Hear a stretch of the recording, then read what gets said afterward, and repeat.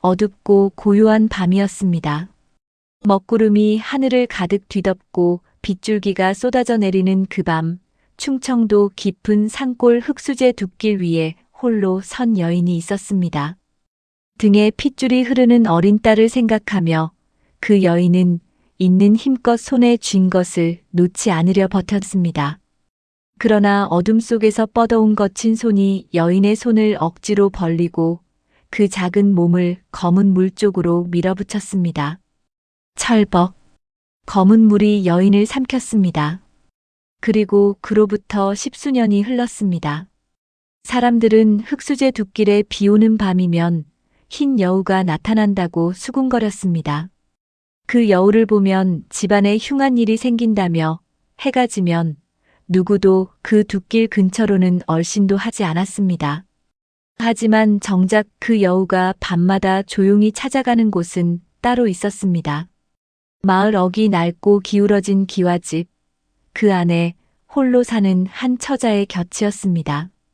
그 처자의 이름은 설이었습니다.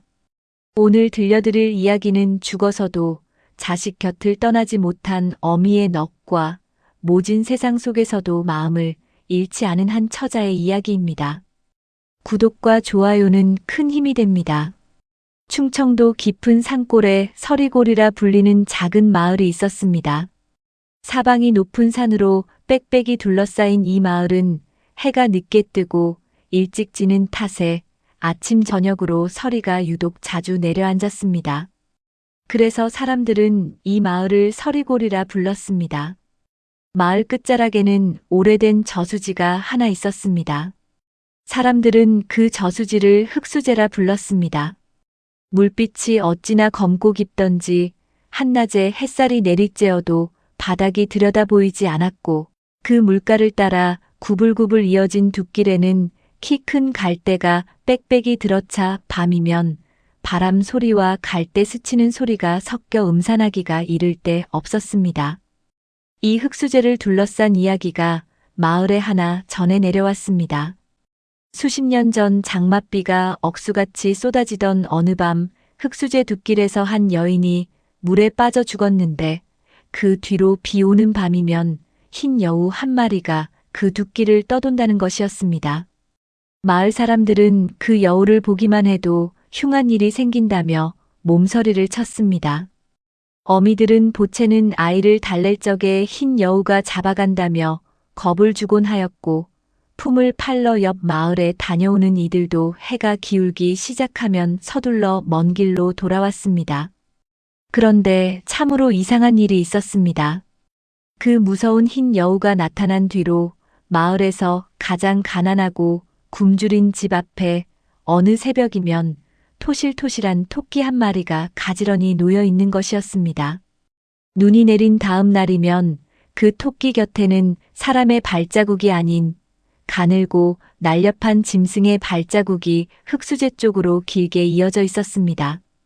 사람을 해친다는 여우가 어찌하여 굶는 집만 골라 먹을 것을 가져다 놓는지 마을 사람들은 그 까닭을 도무지 헤아리지 못하였습니다. 그 즈음 서리골 한 구석, 기둥이 한쪽으로 비스듬히 기운 낡은 기와집에 설이라는 처자가 살고 있었습니다. 설이는 나이 15의 처자로 본래는 양반가의 딸이었습니다.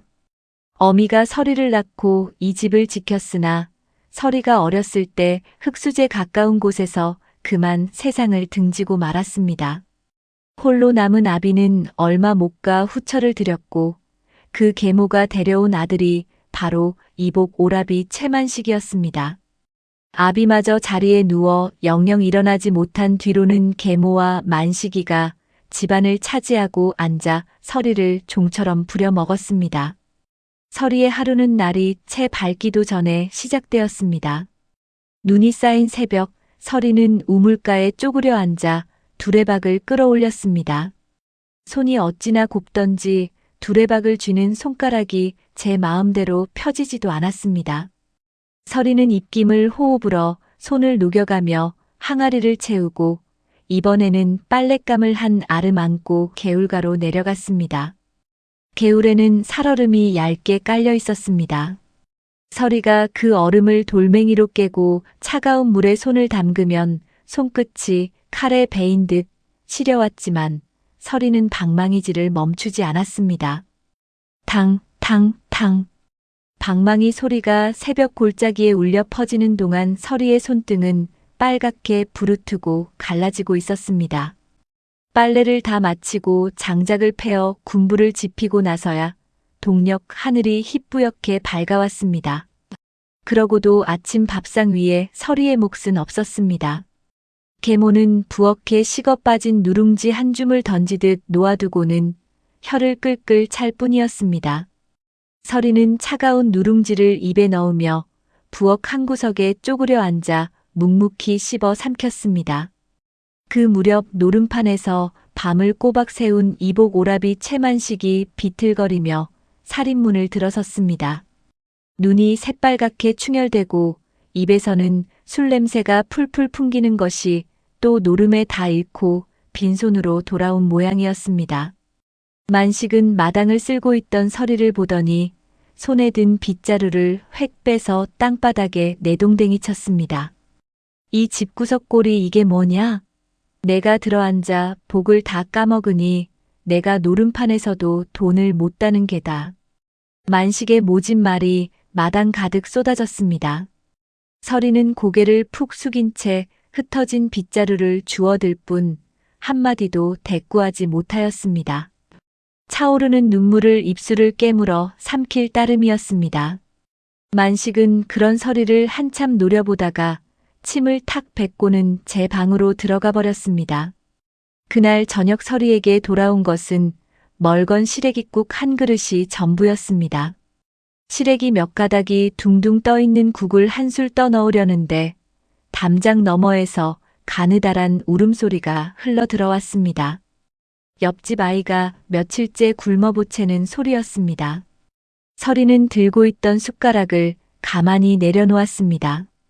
그러고는 제 국그릇과 보리밥 한 덩이를 챙겨 들고 조용히 담을 돌아 옆집으로 향하였습니다. 많지는 않다만 어서 먹으렴. 서리가 밥을 내밀자 아이가 두 손으로 그릇을 받아들고 허겁지겁 입에 퍼넣었습니다. 볼이 미어지도록 밥을 우겨 넣는 그 모습을 서리는 가만히 무릎을 굽혀 앉아 바라보았습니다.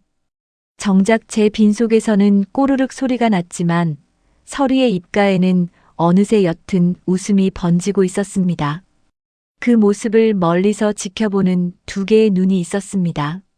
흙수제로 이어지는 돌길 어귀, 마른 갈대가 우거진 그늘 속에서 흰 짐승 하나가 몸을 잔뜩 낮추고 앉아 서리를 가만히 바라보고 있었습니다.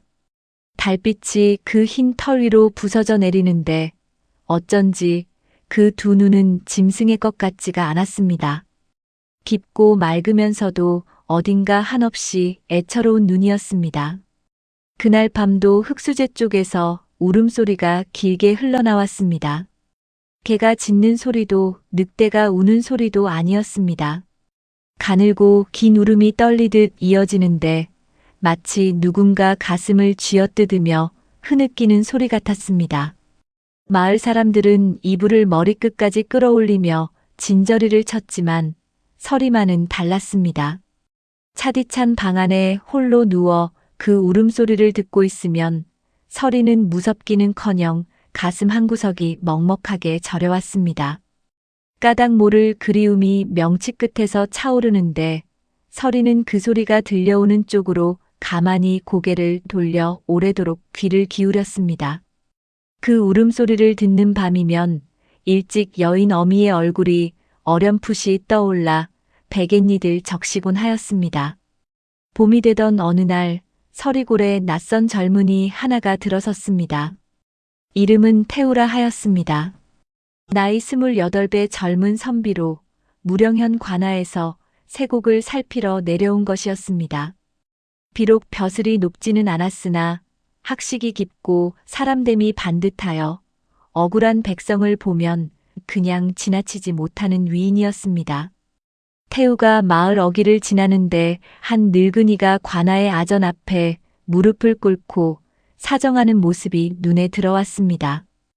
흉년이 들어 쇠곡을 다 채우지 못하였으니 부디 며칠만 말미를 달라는 것이었습니다. 아전이 늙은이의 멱살을 잡고 흔드는데 태우가 그 사이로 들어섰습니다. 그만두게. 노인이 어찌 일부러 쇠곡을 미루었겠나. 모자란 것은 내 장부를 다시 헤아려 볼 터이니 우선 손을 놓게.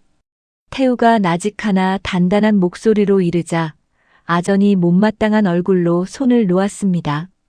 늙은이가 태우의 도포 자락을 붙들고 연신 고개를 조아리자 태우는 그 손을 가만히 일으켜 세우고 품에서 엽전 몇 푼을 꺼내어 늙은이의 손에 쥐어주었습니다.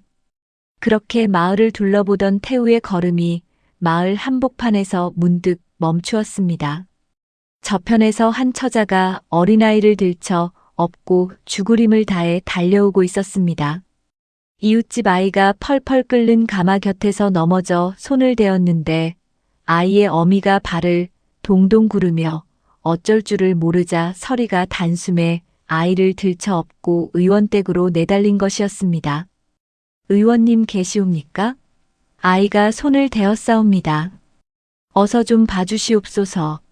서리의 이마에는 땀이 송골송골 맺혀 있었고 숨이 턱에 차 말끝이 자꾸 끊어졌습니다. 아이를 의원에게 넘기고 나서야 서리는 제 손을 내려다보았습니다. 아이를 업다 어딘가에 긁혔는지 손등에 붉은 생채기가 길게 나 피가 배어 있었습니다. 그러나 서리는 제 손은 거들떠보지도 않고 의원이 아이의 손에 약을 발라주는 모습만 마음 졸이며 지켜보았습니다. 태우가 그 모습을 멀찍이서 가만히 바라보고 있었습니다. 제 손을 다치고도 어린 것 걱정뿐인 처자의 모습이 태우의 가슴에 오래도록 남았습니다. 아이가 한숨 돌리고 나서야 서리가 마당으로 나섰습니다. 태우가 그 앞으로 다가가 품에서 곱게 접은 약초 한 줌을 꺼내어 내밀었습니다. 낭자의 손에 상처가 깊소. 이 약초를 으깨어 붙이면 덧나지 않을 것이니 받아두시오. 서리가 화들짝 놀라 고개를 들었습니다. 낯선 젊은이가 제게 건네는 따뜻한 말이라니 서리로서는 참으로 오랜만에 들어보는 것이었습니다. 늘 모진 소리와 핀잔 속에서만 살아온 서리였습니다.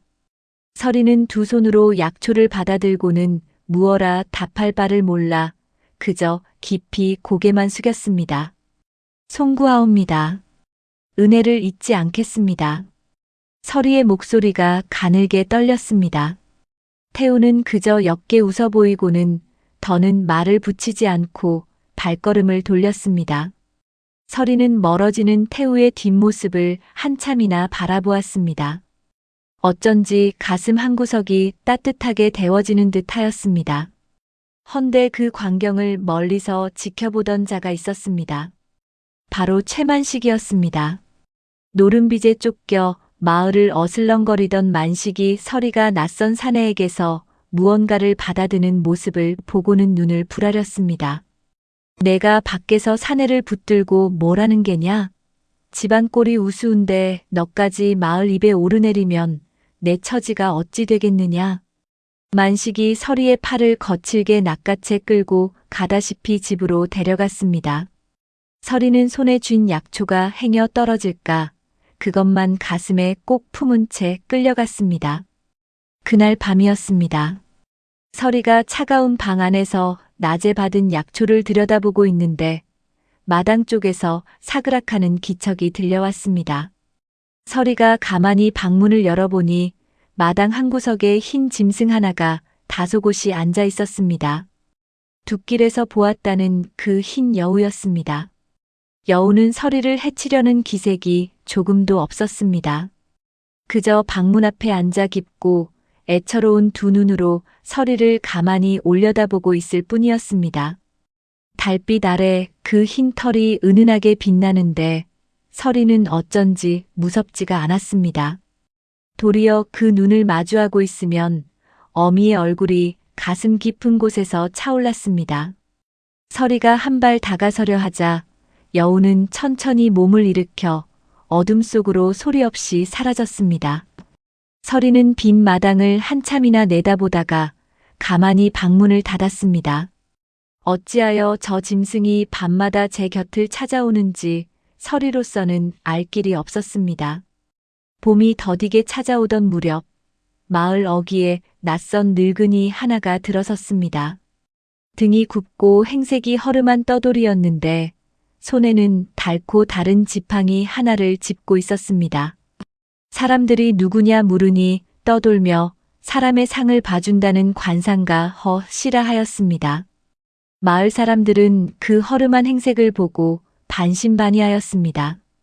그러나 허씨가 우물가에 앉아 지나는 이들의 얼굴을 하나둘 짚어주는데 그 말이 어찌나 들어맞던지 사람들이 차츰 모여들기 시작하였습니다. 마침 서리가 물을 기르러 우물가로 나왔습니다. 허씨가 그 얼굴을 한참 들여다보더니 흐릿하던 눈에 문득 빛이 돌았습니다. 고생이 깊은 상이로구나. 어려서 어미를 여의고 손에 물 마를 날이 없었겠어? 헌데 참으로 이상한 일이다. 이리도 박복해 보이는 얼굴에 복줄이 끊기지를 않았으니 누군가 내 곁을 지키고 있는 게야. 보이지 않는 곳에서 너를 어찌나 단단히 붙들고 있는지 그 끈이 좀 풀리지를 않는구나. 서리가 그 말에 가슴이 철렁하였습니다. 밤마다 제 곁을 찾아오는 그 흰 여우가 떠올랐던 까닭이었습니다. 서리는 차마 그 이야기를 입에 올리지 못하고 고개를 숙여 인사하고 자리를 떴습니다. 그 무렵 최만식이 우물가를 지나갔습니다. 허씨의 눈길이 만식의 얼굴에 닿는 순간 그 늙은 얼굴이 돌처럼 굳어버렸습니다. 허씨가 지팡이를 쥔 손을 가늘게 떨며 만식의 상을 한참이나 노려보더니 나직이 중얼거렸습니다. 저 상은 핏줄을 해칠 상이로다. 다행히 만식은 그 말을 듣지 못하고 지나쳤습니다. 허씨는 멀어지는 만식의 뒷모습을 오래도록 바라보며 혀를 끌끌 찼습니다. 그날 밤이었습니다. 허씨가 묵을 곳을 찾아 마을을 어슬렁거리다 어쩐 일인지 흙수제 둑길 쪽으로 발걸음을 옮겼습니다. 다른 이들은 해만 지면 얼씬도 하지 않는 그 둑길을 늙은 관상가는 거리낌 없이 걸어 들어갔습니다. 둑길에 짙은 어둠이 깔리고 갈대가 바람에 쓱싹쓱싹 쓸리는데 그 사이로 흰 그림자 하나가 스르륵 나타났습니다. 흰 여우였습니다. 허씨가 걸음을 멈추고 지팡이에 몸을 기댄 채 여우의 두 눈을 가만히 들여다보았습니다. 여우 또한 달아나지 않고 그 자리에 다소곳이 앉아 늙은이를 마주 보았습니다. 달빛 아래 두 눈이 깊고 맑게 빛나는데 허씨가 그 눈을 한참이나 들여다보더니 지팡이를 쥔 손에 힘이 풀려 휘청하고 말았습니다. 이런 어찌된 일인가. 허씨의 목소리가 가늘게 떨렸습니다. 평생 사람의 얼굴을 보아온 늙은이가 짐승의 눈에서 사람의 한을 읽어낸 것이었습니다. 허씨가 천천히 무릎을 굽혀 여우와 눈높이를 맞추었습니다. 내 눈은 산짐승의 눈이 아니로구나. 그 깊은 한이며 그 사무친 그리움이 어디 짐승의 것이겠느냐. 자식을 두고 차마 눈을 감지 못한 어미의 눈이로다. 가엾어라. 그 한이 얼마나 깊었으면 짐승의 몸을 빌려서까지 이승을 떠나지 못하고 있단 말이냐. 허씨의 말이 어둠 속에 가만히 흩어졌습니다. 흰 여우가 그 말을 알아듣기라도 하듯 두 눈을 천천히 깜빡였습니다. 그러고는 고개를 한번 깊이 떨구더니 천천히 몸을 돌려 둑길 안쪽으로 걸어 들어갔습니다. 몇 걸음 가다가 멈추어 허씨를 돌아보고 또 몇 걸음 가다가 멈추어 돌아보는 것이 마치 무언가를 일러주려는 듯 하였습니다. 허씨가 그 뒤를 천천히 따라가 보니 여우가 멈춘 자리는 흙수제 물가가 내려다 보이는 둑길 한복판이었습니다. 여우는 그 검은 물을 한참이나 내려다보다가 어둠 속으로 자취를 감추었습니다. 허씨가 그 검은 물을 굽어보며 길게 한숨을 내쉬었습니다. 무언가 깊은 사연이 저 물밑에 잠겨 있음을 늙은 관상가는 어렴풋이 짐작하였습니다. 이튿날 허 씨는 서리의 집 근처를 다시 찾았습니다. 마침 마당을 쓸던 서리와 마주치자 허 씨가 다가가 나직이 일렀습니다. 낭자 한 가지만 묻겠네. 혹 밤마다 낭자를 찾아오는 짐승이 있지 않은가? 서리가 깜짝 놀라 빗자루를 떨어뜨릴 뻔하였습니다. 허 씨가 고개를 끄덕이며 말을 이었습니다. 놀랄 것 없네. 그 짐승은 낭자를 해할 것이 아니야. 도리어 낭자를 지키려 밤낮을 가리지 않는 무엇이지. 다만 그 깊은 사연이 무엇인지는 아직은 나도 다 헤아리지 못하였네. 낭자가 늘 마음에 품고 있는 그분과 무관하지 않은 듯하니 부디 그 짐승을 두려워하지 말게나. 서리가 무어라 되물으려 하였으나 허 씨는 그저 알듯 말듯한 말만 남기고 지팡이를 짚으며 자리를 떴습니다. 서리는 그 자리에 서서 늙은 관상가의 말을 곱씹어 보았습니다. 밤마다 찾아오는 흰 여우와 늘 가슴에 품고 사는 어미 그 둘이 어찌하여 한자리에 놓이는지 서리의 가슴이 까닭 모르게 두근거리기 시작하였습니다. 그날 밤 서리는 잠을 이루지 못하고 마당으로 나섰습니다. 흰 여우가 어김없이 마당 한 구석에 앉아 있었습니다. 서리가 조심스레 다가가 그 앞에 쪼그려 앉았습니다. 여우는 달아나지 않고 깊은 두 눈으로 서리를 가만히 올려다보았습니다. 서리가 떨리는 손을 천천히 내밀어 보았습니다. 여우는 그 손길을 피하지 않고 도리어 제 머리를 서리의 손바닥에 가만히 기대었습니다. 그 흰 털이 어찌나 부드럽고 따뜻하던지 서리의 눈가에 까닭 모를 눈물이 차올랐습니다. 너는 어찌하여 자꾸만 내게 오는 것이냐? 서리의 나직한 물음에 여우는 그저 두 눈을 깜빡일 뿐이었습니다. 그러고는 한참을 서리의 손길에 머물러 있다가 천천히 몸을 일으켜 어둠 속으로 사라졌습니다. 서리는 빈 마당을 오래도록 바라보았습니다. 어쩐지 그 짐승을 보내고 나면 어미를 또 한 번 떠나보내는 것만 같아 가슴이 시렸습니다. 흰 여우가 밤마다 서리를 찾아오던 그 무렵 서리는 한 가지 이상한 것을 눈여겨보게 되었습니다. 여우가 마당에 와 앉아 있다가도 어느 결엔가 집 뒤편 장독대 쪽으로 슬그머니 자리를 옮기는 것이었습니다. 낡은 장독들이 늘어선 그 한 귀퉁이에가 앉아 땅바닥을 한참 내려다보다가 낮게 우는 일이 며칠째 거듭되었습니다. 서리가 처음에는 대수롭지 않게 여겼습니다만 비슷한 일이 사나흘이나 이어지니 어쩐지 마음에 걸리기 시작하였습니다. 그러던 어느 밤이었습니다. 장맛비가 추적추적 내리는데 하늘에 구름이 낮게 깔리고 빗방울이 처마 끝에서 후두둑 떨어지는 소리가 그치지 않았습니다. 서리가 차가운 방 안에 홀로 앉아 있는데 마당 쪽에서 평소와는 사뭇 다른 울음소리가 들려왔습니다. 길게 떨리며 애를 끓이는 그 소리에 서리가 방문을 열어보았습니다. 흰 여우가 빗속에 흠뻑 젖은 채 마당과 장독대 사이를 오가며 안절부절 못하고 있었습니다. 서리를 보자 여우는 목을 빼어 울부짖고는 장독대 쪽으로 몇 걸음 가다가 멈추어서 서리를 돌아보았습니다. 그러기를 거듭하는 것이 어서 따라오라 보채는 듯 하였습니다. 서리가 도롱이도 걸치지 못한 채 마당으로 내려섰습니다. 빗물이 옷깃을 적시는 것도 있고 서리는 여우의 뒤를 따라 장독대로 갔습니다. 여우는 그 한 귀퉁이 낡은 장독 밑에 이르자 앞발로 흙을 파헤치기 시작하였습니다. 발톱이 닳도록 땅을 긁어대는데 빗물에 진흙이 질척하게 풀어져 사방으로 튀어 올랐습니다.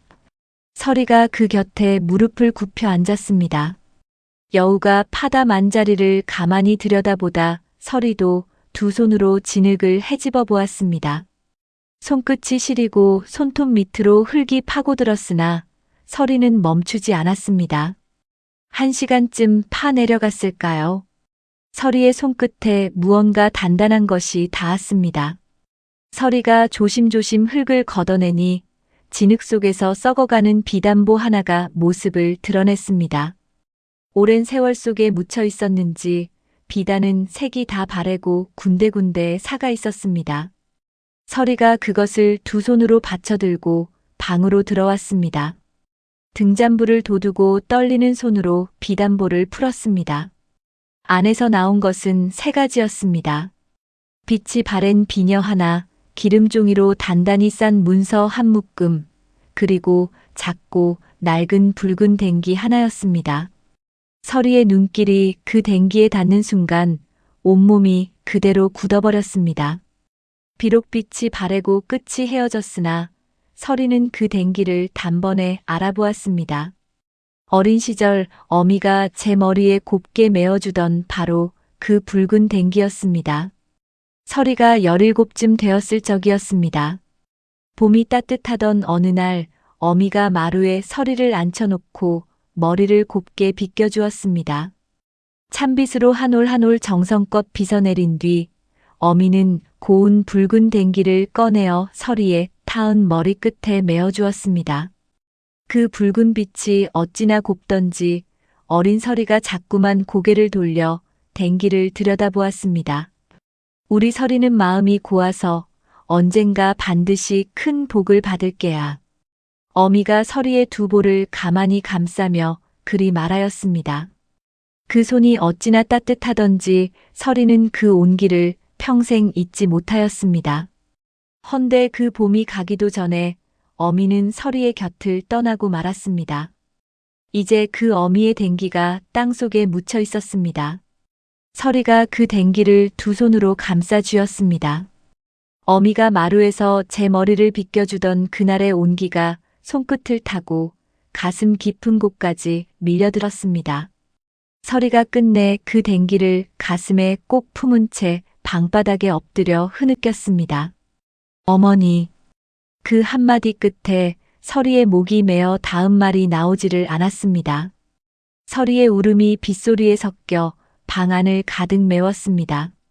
방문 밖 빗속에 젖은 흰 여우가 그 자리에 가만히 앉아 있었습니다. 흐느끼는 서리를 향해 두 눈을 떼지 못하는데 그 큰 두 눈에서 무언가 맑은 것이 빗물에 섞여 흘러내렸습니다. 여우는 밤이 깊도록 방문 앞을 떠나지 않았습니다. 이튿날 비가 그치고 날이 밝았습니다. 서리는 밤새 품에서 놓지 못한 그 비단보를 들고 마침 마을에 머물고 있던 태우를 찾아갔습니다. 그 자리에는 사람 보는 눈이 밝은 떠돌이 관상가 허씨도 함께 있었습니다. 태우가 기름종이에 싼 문서 묶음을 받아들어 한 장 한 장 펼쳐보다 어느 대목에 이르러 얼굴빛이 굳어졌습니다. 낭자, 이것은 평범한 문서가 아니요. 태우의 목소리가 낮게 가라앉았습니다. 빛바랜 종이 위에는 논과 밭의 자리며 그 너비가 또렷이 적혀 있었습니다. 서리 어미가 생전에 지니고 있던 토지 문서였습니다. 곁에 있던 허씨가 그 비단보를 가만히 들여다보다 문득 손을 뻗어 붉은 댕기를 집어들었습니다. 늙은 관상가가 댕기를 등불 가까이 가져가 한참을 살피더니 나직이 입을 열었습니다. 이 댕기를 보게. 한쪽 끝이 곱게 풀린 것이 아니라 누군가 억지로 잡아뜯은 흔적이 남아있어. 죽은 이의 손에서 강제로 빼낸 것이 아니고서야 이리 험하게 뜯길 까닭이 없네. 서리의 얼굴에서 핏기가 가셨습니다. 허씨가 그 댕기를 서리의 손에 가만히 쥐어주며 말을 이었습니다. 낭자의 어머니께서는 마지막 순간까지 이것을 손에서 놓지 않으셨던 게야. 목숨이 경각에 달린 그 순간에도 재물이나 문서가 아니라 어린 딸의 댕기를 움켜쥐고 계셨던 것이지. 누군가 그 손을 억지로 벌려 댕기며 문서를 한꺼번에 빼앗아 이 땅 속에 묻은 게야. 죽음을 곁에서 지켜본 자가 아니고서야 어찌 그 물건을 손에 넣었겠는가. 서리의 손이 사시나무처럼 떨렸습니다. 어미가 마지막 순간에 재물이 아닌 어린 딸의 댕기를 쥐고 있었다는 그 말에 서리의 눈에서 굵은 눈물이 뚝뚝 떨어졌습니다. 그러나 그보다 더 서리를 떨게 한 것은 다른 데 있었습니다. 어미의 죽음이 그저 비 오는 밤의 사고가 아니라 누군가의 손에 의한 것일지도 모른다는 것이었습니다. 태우가 곁에서 문서를 다시 들여다보다 무거운 목소리로 입을 열었습니다. 낭자, 이 문서를 보시오. 어머니께서 비 오는 밤 물에 빠져 돌아가셨다 하지 않았소? 헌데 함께 묻혀있던 이 종이가 이리 멀쩡하오. 물가에서 변을 당한 분이 몸에 지니고 있던 것이라면 빗물과 강물에 흠뻑 젖어먹이 번지고 종이가 사갔어야 마땅합니다. 태우가 기름종이를 들어보였습니다. 헌데 이것은 기름종이로 단단히 쌓여 마른 장독대 밑에 묻혀 있었소. 어머니께서 돌아가신 그 자리에서 이 문서가 같이 물에 잠겼다면 결코 이리 마른 채로 남을 수가 없소. 누군가 어머니께서 돌아가신 뒤에 이 문서를 거두어 비 한 방울 닿지 않게 갈무리에 몰래 묻었다는 뜻이오. 죽음을 곁에서 지켜본 자가 아니고서야 어찌 그 물건을 손에 넣었겠소. 서리가 그 말뜻을 알아듣고는 입을 가린 채 숨을 들이켰습니다. 어미가 죽던 그 밤 그 자리에 누군가 함께 있었다는 말이었습니다. 그리고 그자가 어미의 물건을 빼앗아 제 장독대 밑에 숨겼다는 것이었습니다. 그 집이 다름 아닌 제가 사는 집이라는 데 생각이 미치자 서리의 온몸이 얼어붙는 듯하였습니다. 태우는 그날로 무령현 관하로 돌아가 옛 장부를 뒤져보기로 하였습니다. 며칠을 묵은 장부 더미와 씨름한 끝에 태우는 마침내 그 기록을 찾아내었습니다. 기록에는 서리 어미의 죽음이 비 오는 밤 두 길에서 발을 헛디뎌 물에 빠진 실족사로 적혀 있었습니다. 헌데 그 곁에 또 한 가지 기록이 나란히 남아 있었습니다. 그 죽음이 있고 채 열흘이 지나지 않아 최만식이 관아의 토지 문서 명의를 제 앞으로 바꾸어 달라 청을 넣었다는 것이었습니다. 태우의 손끝이 그 대목에서 멈추었습니다. 죽은 이의 땅을 장례를 치르기 무섭게 제 것으로 돌리려 든 자가 누구인지 너무나 또렷하게 드러난 셈이었습니다.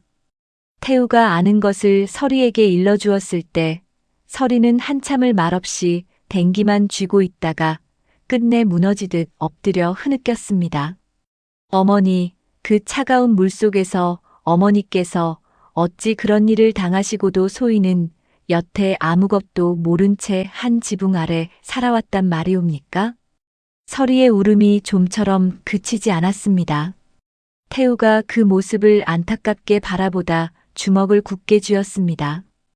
어떻게든 그 밤의 진실을 밝혀 억울하게 간 어미의 한을 풀어주리라 마음먹은 것이었습니다. 그러나 태우는 미처 몰랐습니다. 관아의 옛 장부를 들추고 그 시절 일을 캐고 다니는 제 움직임이 어느새 만식의 귀에 흘러 들어가고 있다는 것을 말입니다.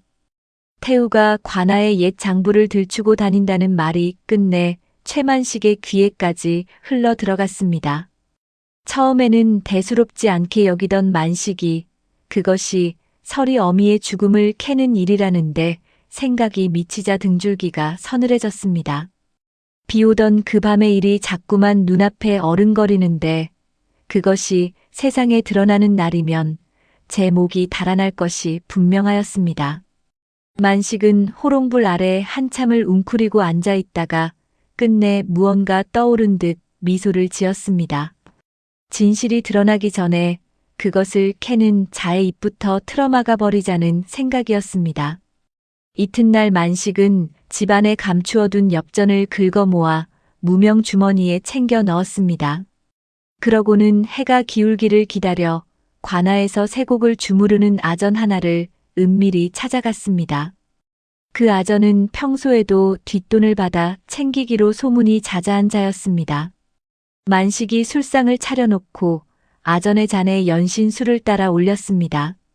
술이 거나하게 오를 무렵 만식이 슬며시 엽전 주머니를 상 밑으로 밀어넣으며 입을 열었습니다. 나흘이 요사이 마을에 내려와 있는 태우라는 사내가 쇠곡을 살핀답시고 다니며 장부에 손을 대어 곡식을 빼돌리고 있다 하옵니다.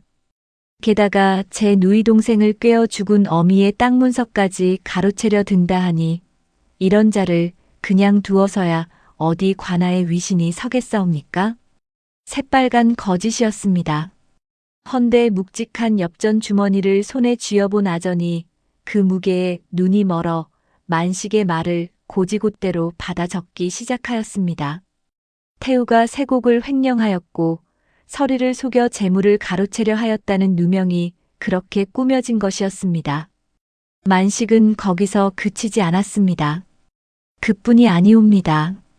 제 누이 동생이라는 것이 외간 사내와 눈이 맞아 집안 재물을 빼돌리려 한 요망한 계집이옵니다.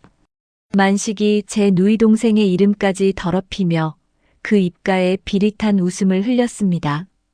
아전은 연신 고개를 끄덕이며 그 거짓을 한자 한자 죄목으로 옮겨 적었습니다. 며칠 지나지 않은 어느 아침 관아의 사령들이 들이닥쳐 마을 어귀 객사에 묵고 있던 태우를 끌어내었습니다. 태우가 영문을 몰라 까닭을 물었으나 사령들은 대꾸도 없이 그 두 팔을 뒤로 비틀어 오라줄로 묶었습니다. 관아의 옥은 햇빛 한 줄기 들지 않는 어두운 곳이었습니다. 곰팡내가 코를 찌르고 바닥에서는 차가운 한기가 올라왔습니다. 내 이놈, 세곡을 빼돌린 죄를 사실대로 고하렸다. 아전의 호령이 떨어지자 사령들이 태우의 어깨를 짓눌러 엎드리게 하고는 매를 들었습니다.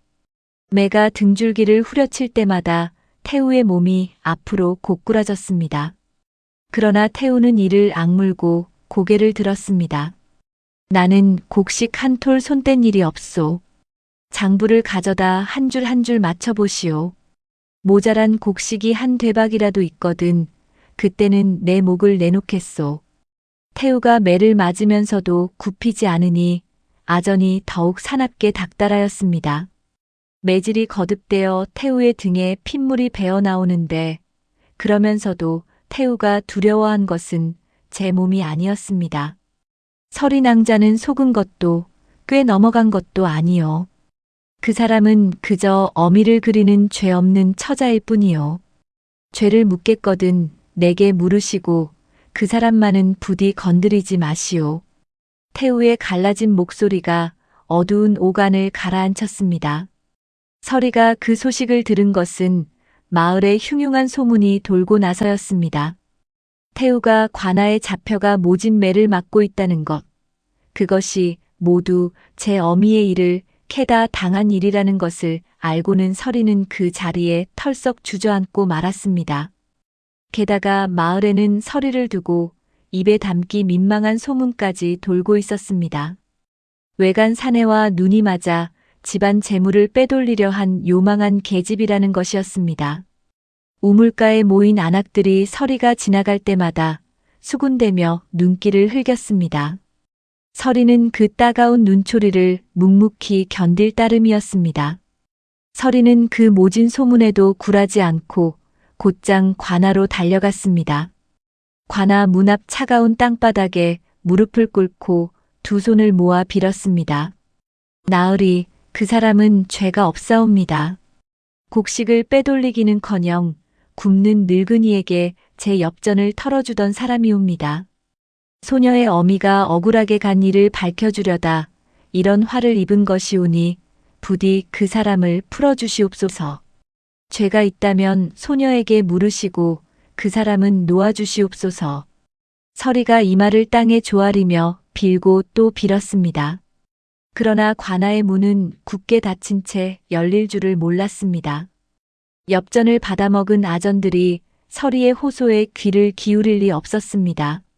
서리는 해가 뉘엿뉘엿 넘어갈 때까지 그 문 앞을 떠나지 못하고 끝내 차가운 땅바닥에 엎드려 흐느꼈습니다. 만식은 태우를 올가맨 것만으로는 도무지 마음이 놓이지 않았습니다. 태우가 모진 매를 맞으면서도 끝내 어미의 이를 들먹인다 하니 언젠가 그 입에서 진실이 새어나올까 두려웠습니다.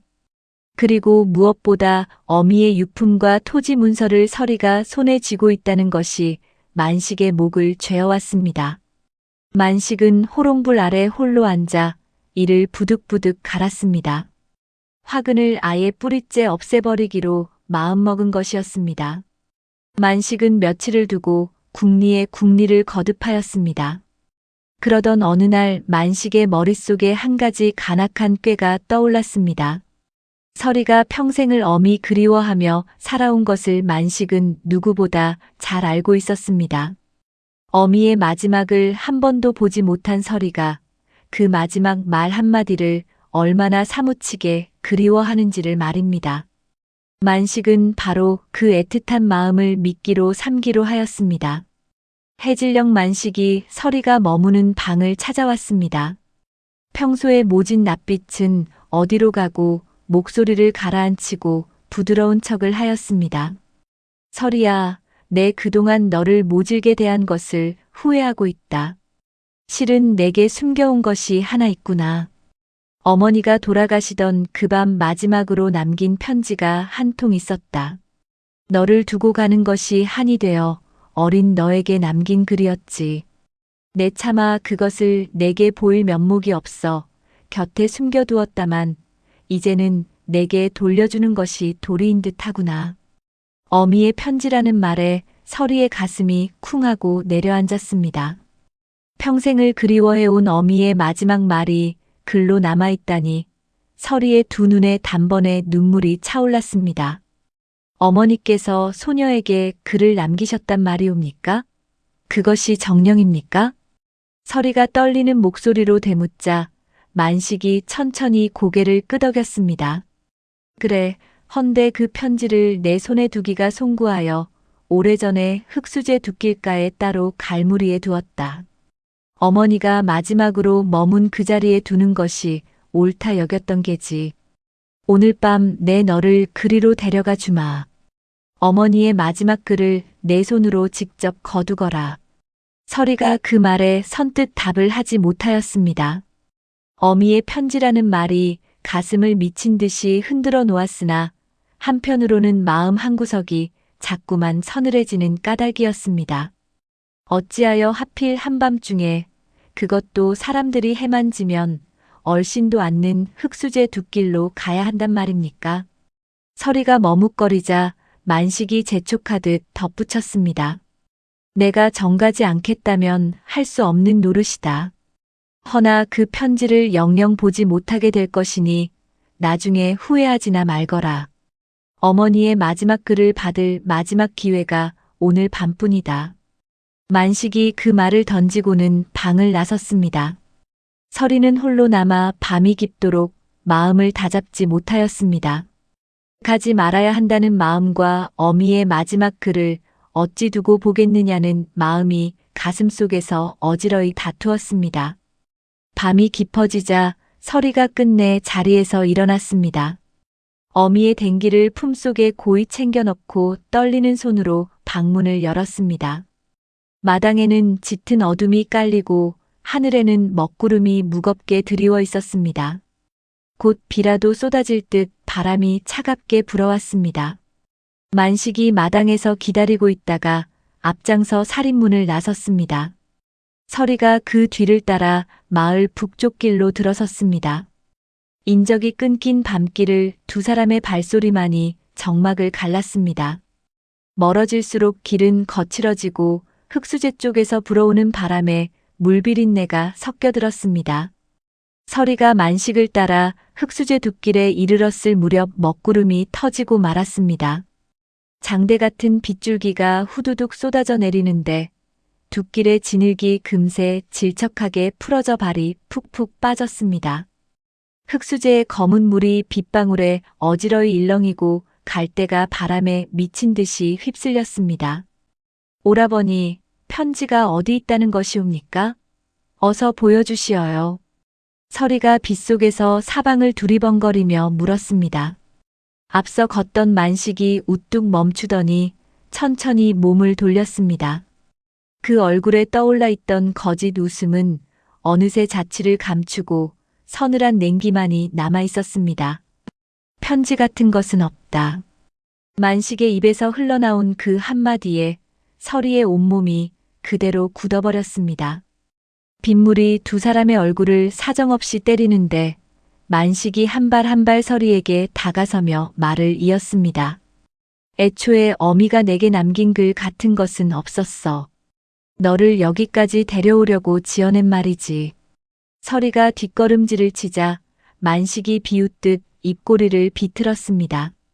내 어미도 꼭 여기서, 이 자리에서 마지막을 맞았다.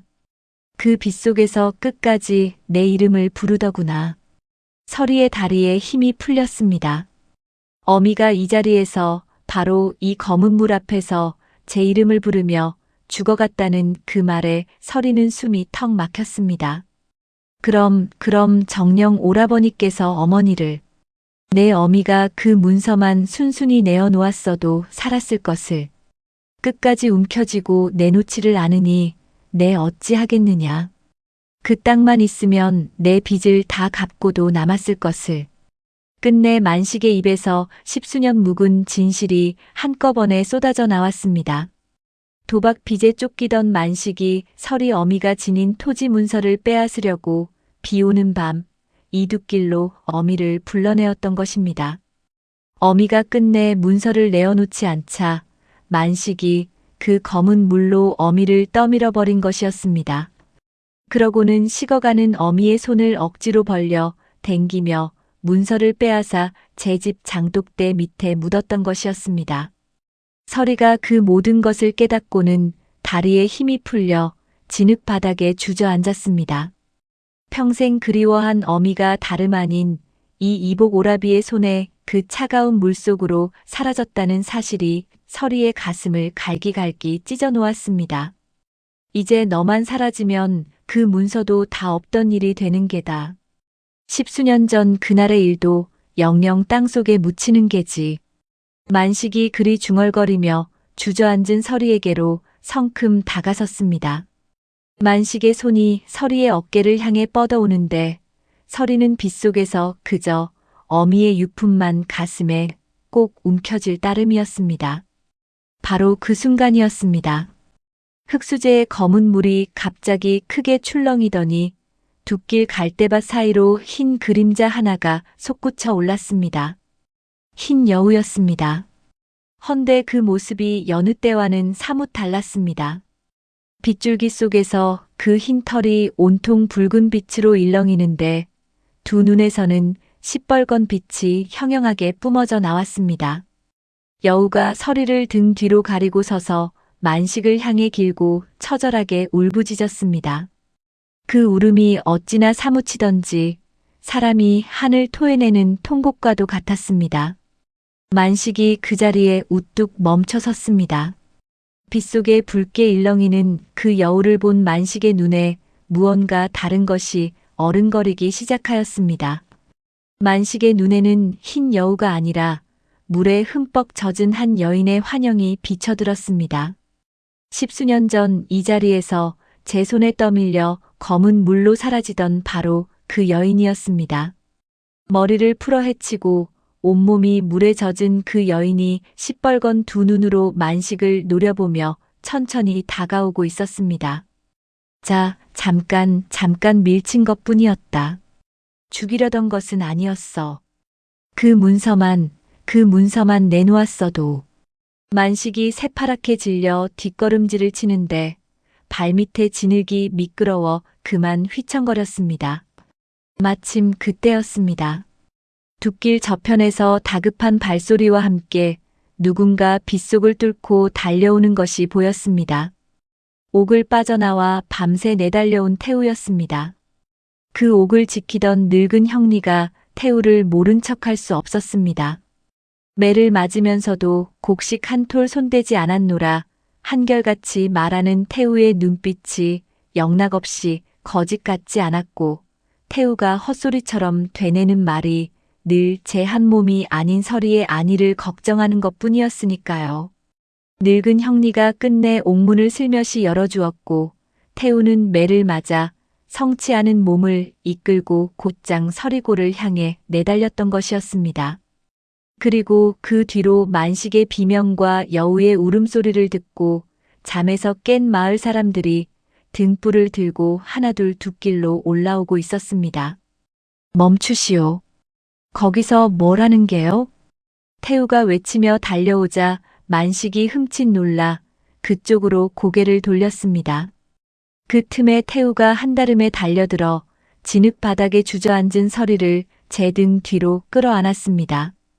등불을 든 마을 사람들이 둑길로 모여들자 만식은 사방을 둘러보며 어쩔 줄을 몰라 하였습니다. 빗속에 붉게 일렁이던 여우는 어느새 자취를 감추었으나 만식의 입에서 이미 터져나온 말은 주워 담을 수가 없었습니다. 둑길로 올라온 마을 사람들이 만식이 제 입으로 토해낸 그 자백을 똑똑히 들었던 것입니다. 방금 저자가 뭐라 하였나? 제 손으로 그 마님을 밀쳤다 하지 않았는가? 10수년 전 그 일이 사고가 아니었단 말인가? 마을 사람들이 웅성거리며 만식을 애워쌌습니다. 만식이 그제야 제가 무슨 말을 쏟아냈는지 깨닫고는 사색이 되어 부들부들 떨었습니다. 이미 늦은 일이었습니다. 태우가 서리를 부축해 일으키며 만식을 향해 단호하게 외쳤습니다. 내 죄를 내 입으로 다 실토하였다. 이 자리에 증인이 이리 많으니 이제는 빠져나갈 구멍이 없을 것이다. 관하로 가자. 마을 장정들이 달려들어 만식을 단단히 붙들었습니다. 만식은 빗속에서 끌려가며 자꾸만 흙수제의 검은 물 쪽을 돌아보았습니다. 행여 그 붉게 울던 여인이 다시 솟아오를까 두려움에 사로잡힌 눈이었습니다. 비는 그칠 줄을 모르고 흙수제의 검은 물만이 그 모든 것을 삼킨 듯 무겁게 일렁이고 있었습니다. 서리는 태우의 부축을 받으며 어미가 사라진 그 검은 물을 오래도록 바라보았습니다. 가슴에 꼭 품은 붉은 댕기가 빗물에 젖어 더욱 짙은 빛으로 물들어 있었습니다. 날이 밝자 비가 그치고 흙수제 위로 맑은 아침 햇살이 부서져 내렸습니다. 최만식은 그 길로 관아에 끌려가 모진 신문을 받았습니다. 빗속에서 제 입으로 쏟아낸 자백을 둑길에 모였던 마을 사람 수십 명이 똑똑히 들은 데다 서리가 장독대 밑에서 찾아낸 어미의 토지 문서와 붉은 댕기, 거기에 관아의 옛 장부의 남은 기록까지 더해지니 만식은 더 이상 발뺌할 구멍이 없었습니다. 마침 그 무렵 고을에 새로 부임한 사또가 강직하기로 이름난 분이었습니다. 사또가 직접 만식을 마당에 꿇어앉히고 10수년 전 그 밤의 일을 낱낱이 캐물었습니다. 만식이 처음에는 시치미를 떼며 발뺌하려 들었으나 둑길에서 그 자백을 들은 마을 사람들이 한 사람 한 사람 나와 증언하니 끝내 빠져나갈 도리가 없었습니다. 내 이놈 한 핏줄은 아니라 하나 한 집에서 살을 맞대고 살아온 누이의 어미를 한낱 재물에 눈이 멀어 그 차가운 물속에 떠밀어 죽였단 말이냐? 그것도 모자라 죄 없는 사람에게 누명을 씌우고 죽은 이의 딸까지 그 무덤에 묻으려 하였으니 그 죄가 하늘에 사무치는도다. 사또의 호령이 관아 마당을 쩌렁쩌렁 울렸습니다. 만식이 그제야 사색이 되어 바닥에 머리를 조아렸으나 이미 늦은 일이었습니다. 사또가 추상같이 명을 내렸습니다. 만식에게 곤장을 치고 서리 어미의 땅은 한 자락 남김없이 도로 거두어들이라 하였습니다. 만식이 곤장을 맞는 날 마을 사람들이 관아 마당에 구름처럼 모여들었습니다. 수년 전 그 어미가 어찌하여 비오는 밤 둑길에서 변을 당하였는지 내내 마음에 걸려하던 이들이 그 진실을 알고는 너나 할 것 없이 모여든 것이었습니다. 곤장이 한 대 한 대 떨어질 때마다 마을 사람들이 혀를 차며 수군거렸습니다. 제 욕심에 사람을 죽이더니 끝내 적골이 되는구먼. 하늘이 무심치 않으셨어. 죽은 마님의 한을 이제야 풀어드리는 게야. 곤장을 다 맞은 만식은 그 길로 함경도 깊은 변방으로 멀리 귀향을 가게 되었습니다. 평생을 돌아오지 못할 유배길이었습니다. 거짓 죄목을 꾸미고 엽전을 받아먹은 아전들도 줄줄이 파면되어 벌을 받았습니다. 태우에게 씌워졌던 누명도 그날로 말끔히 벗겨졌습니다. 비록 옥을 빠져나와 서리를 구하러 달려간 일이 있었으나 사또가 그 사정을 헤아려 도리어 가상히 여겼습니다. 억울한 죽음의 진실을 끝까지 파헤친 공을 높이 사무령연의 더 높은 자리에까지 올려주었습니다. 서리 어미의 죽음은 비로소 사고가 아닌 억울한 죽음으로 바로잡혔습니다. 만식에게 빼앗겼던 어미의 논과 밭이 고스란히 서리에게로 돌아왔고 만식이 노름으로 탕진하고 남은 집과 재산까지 죄다 서리의 몫이 되었습니다. 10수년을 종처럼 부림당하며 식은 누룽지로 끼니를 잇던 서리가 하루아침에 마을에서 손꼽히는 살림의 주인이 된 것이었습니다. 그러나 서리는 그 많은 곡식을 결코 저 혼자 움켜쥐지 않았습니다. 어미의 이름으로 마을 한편에 큰 곡간을 세우고 흉년에 굶주리는 아이들과 병들어 자리에 누운 늙은이들에게 아낌없이 곡식을 나누어 주었습니다. 어린 시절 제 밥을 굶으면서도 굶주린 아이에게 밥 한 덩이를 나누던 그 마음 그대로였습니다. 마을 사람들이 서리를 두고 입을 모아 칭송하였습니다. 억울한 한을 풀고 그 많은 복을 받고도 저리 마음을 베푸니 그 어미의 그 딸이로구나. 서리의 어진 마음씨가 고을 밖까지 소문이 나니 마침내 그 이야기가 관할을 통해 한양에까지 닿았습니다. 나라에서 서리의 효심과 덕행을 기려 큰 상을 내렸습니다. 봄이 무르익던 어느 날 태우가 서리를 찾아왔습니다. 두 사람은 어미의 일을 함께 겪으며 서로의 마음을 깊이 알게 된 터였습니다. 태우가 서리 앞에 단정히 서서 조심스레 입을 열었습니다.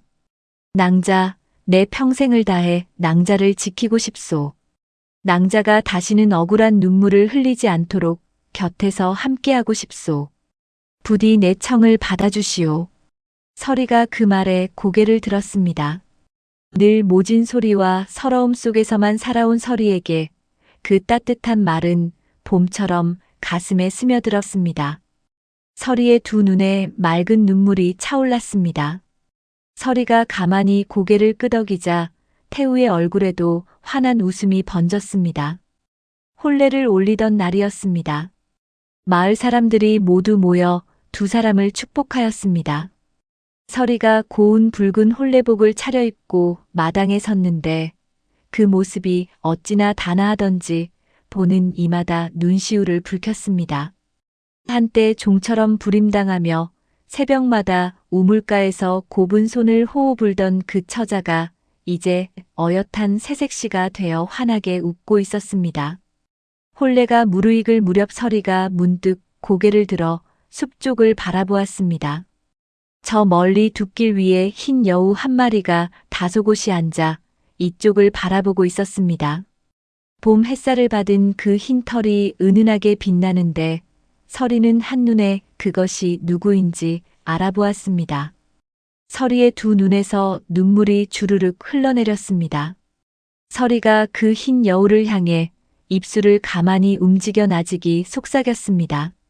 어머니, 이제는 걱정 마시옵소서.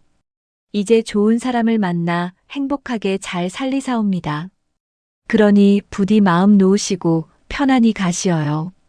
멀리 들길 위에 흰 여우가 그 말을 알아듣기라도 하듯 두 눈을 천천히 깜빡였습니다. 그 큰 두 눈에서 무언가 맑은 것이 또르르 흘러내리는 것이 봄 햇살에 반짝 빛났습니다.